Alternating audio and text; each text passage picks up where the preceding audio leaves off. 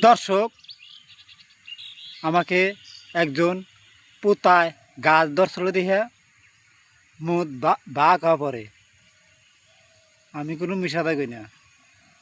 উহে আল্লাহ দেখতেছে, যেরা নষ্ট করে ওরা জীবনে আগারে কুত্তে কামড়াইব। বুঝছেন?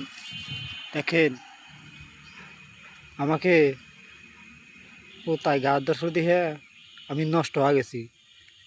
মুদ পরে বাঘ হওয়ার পরে বাঘ হুল লাল করে পড়ে। যারা নষ্ট করে ওর জীবনে বেচতে পারবো না, একবার কোনদিন মিশে থাকবে না। আল্লাহর কসম, আমি যে কথা কইছি বলে আমি একটা মিশাতে কইনি। নষ্ট করে পাহাড় মতো একদম খাড় করিয়া আমাকে নষ্ট করছে। বিয়ে করলেই বউ থাকবে না, মুদ বা করে।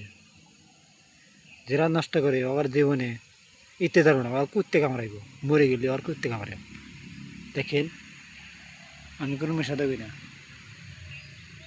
আমার যদি কথা যদি মিশা কথা হয়, আমাকে যদি কুত্তে কামড়ায়, আর যদি মিশা কথা না হয় তাহলে আমার কুত্তে কামড়াইব না। আমি যা কইছি যাই সত্যি। মিশা কথা আমি কোনদিন কই না।